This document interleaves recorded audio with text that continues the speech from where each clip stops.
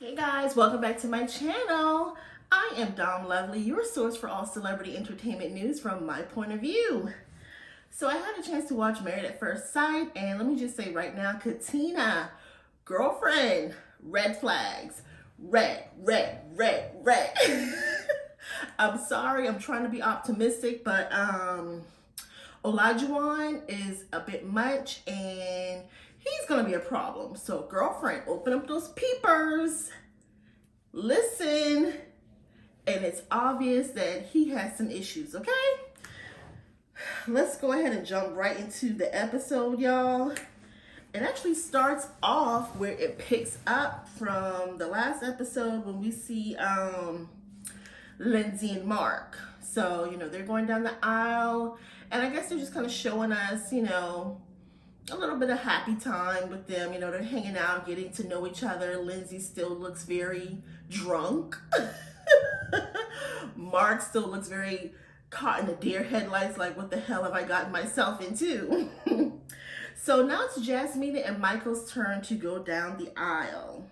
She says that she's never seen a successful marriage before, growing up, and wants to show her siblings that it can be done. Now, Michael says he is willing to take a risk to get the family that he's always wanted. He also talks about how both parents died, sadly, from cancer. And so this is his time to have a successful marriage. And you guys know what? I didn't realize that he was the baby of the family. So Michael got about 3 or 4 sisters. And if Jasmina gets out of place, those sisters look like they have no issues getting her all the way together. So no, he's not a mama's boy. Well, he is. His mom isn't here. But those sisters, they are very protective of Michael. You can see that right off the bat. So, he also acknowledges that he's very vulnerable and that in the past he hasn't always gotten it right. But now he's willing to be vulnerable to this process and be the husband that his future wife needs. So back at the bridal suite, Jasmina, she's with her crew, and her sister's asking, so what kind of things do you want in a husband, And she's like, I expect my husband to always keep me happy. Well, let's start there, Jasmina. I've been married for 7 years, boo, and sometimes they can be very irritating. So he's not gonna always keep you happy. But I do understand that she wants happiness in her marriage, and so we hope that for them. Michael needs to open up a bit more. He has kind of some red flags too, just in the sense that he's questioning himself. Like, is he going to be able to bring, himself as he is to the relationship and not worry about what's going on in the background? Jasmina says that she's always been the girl that dudes have had to go through to get to their woman. She doesn't want to do that anymore. She wants to be the prized possession. So yeah, this is it for her. She doesn't want to be that girl anymore.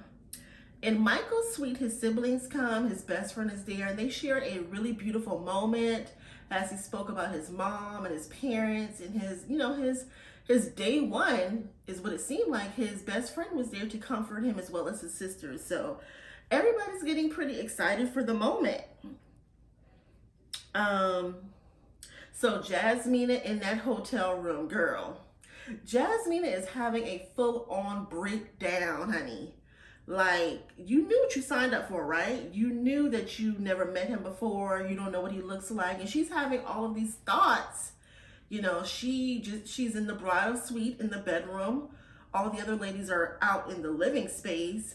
And it's very quiet, and she seems to be regretting going through the process, but, girlfriend is looking like she's about to throw up. And I'm like, look, I don't want to hear any throw up noises. I hate that on TV, but she pulls herself together, and it was so funny, you guys. The producer was like, the producer says, okay, Jasmine, come on, it's time to go. I was like, dang. Can you give the girl 5 more minutes? That producer was like, no, honey, we don't have time.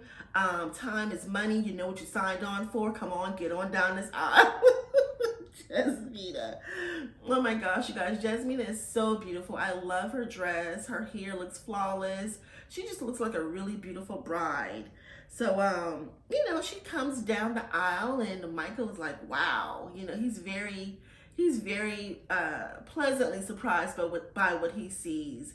I don't know about her because, she still kind of like had a question mark look on her face, but Michael looked very happy to see her, and, they look really nice. So back to Mark and Lindsay. They're taking wedding pictures. Yeah, Mark says that, Lindsay's a lot. Her personality, you have to, it has to grow on you. They're taking pictures, and Lindsay's dad is asking, so do you go alligator hunting or something crazy like that? Yeah, I think that Lindsay's dad and brother is very hopeful for the situation.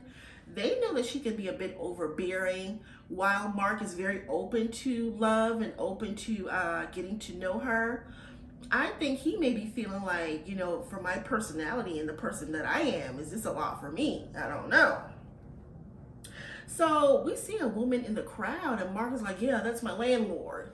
Come to find out, his landlord is kind of like his mom.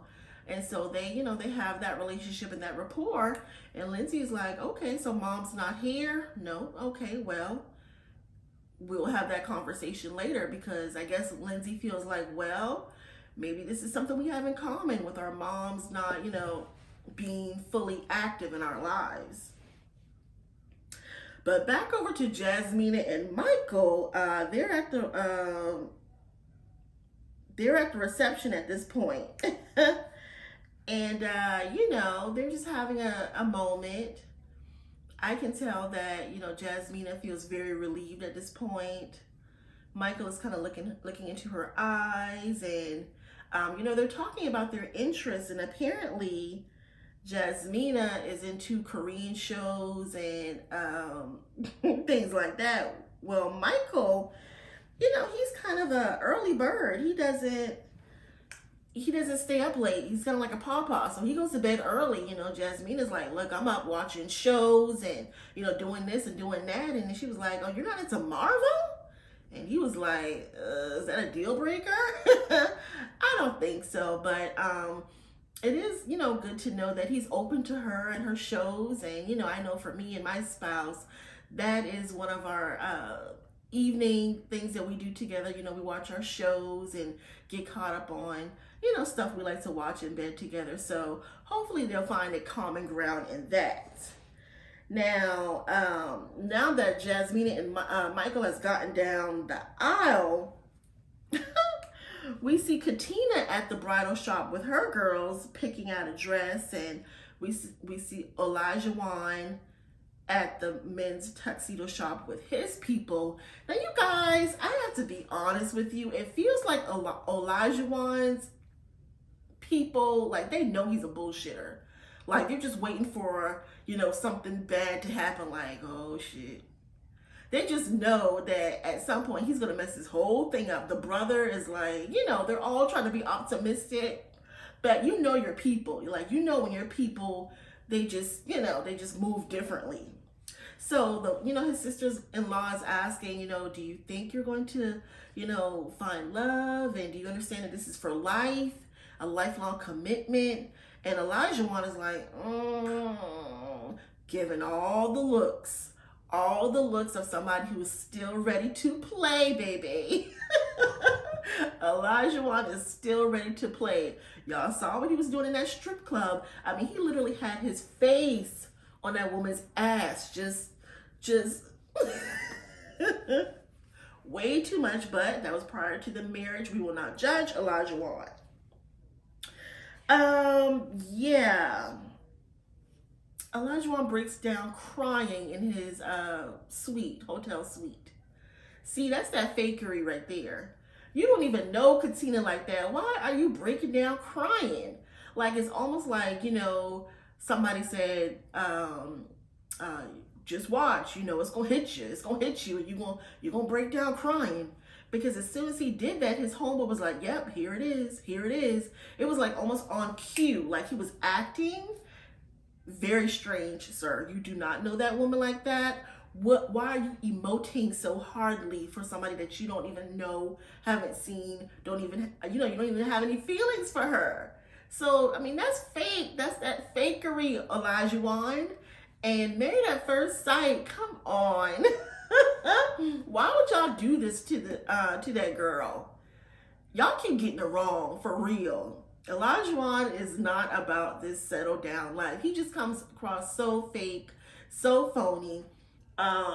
Katina looks beautiful. She gets on down the aisle and he's like, wow, wow, you're beautiful. And she is, okay?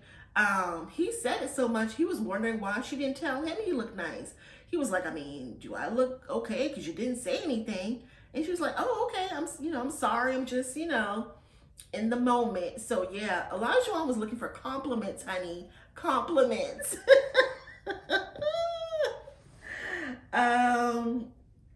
Yeah, Katina did say that his personality was very overwhelming and that he talked a lot. And, she felt that he was coming on very strong because after, they said their I do's, when they were, conversing and kind of getting to know each other, he just went on to rambling. Just, again, like he was on set, filming for a movie, and action.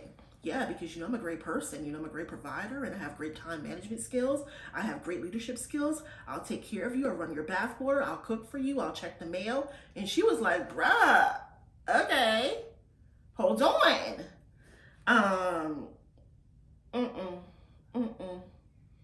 I'm sorry, not trying to be a Debbie Downer, and I hope it does work out, but, women of a certain age, even Stevie Wonder can see that he with the trickery. He is with the trickery, you guys. Okay, so Steve and Noi.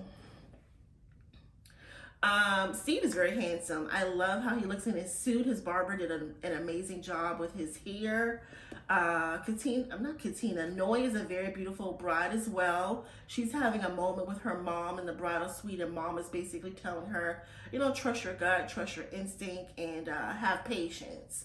So we'll see those two get on down the aisle next week. But we kind of got a clip of Alyssa and Chris. Alyssa came to the bridal shop with 10 dresses in tow. So she has been shopping for dresses for quite some time. I'm just going to be honest. I do not like Alyssa thus far. She seems to be like a snob. And Chris seems like he is too good for her. We see a clip next week where she says that he said something inappropriate to her, or I don't know, there's a weird moment where she just kind of gets up from him and walks off and he's looking lost in the sauce. So hopefully the experts have gotten it right with Chris and Alyssa, and hopefully they are able to work past whatever obstacles we're going to see as the show goes on. But I said that last week, that Alyssa seemed like she would be, kind of uptight. Her with that country theme, country dress and country boots on. I don't know. I don't like her thus far. You guys get down in the comments and let me know what you think.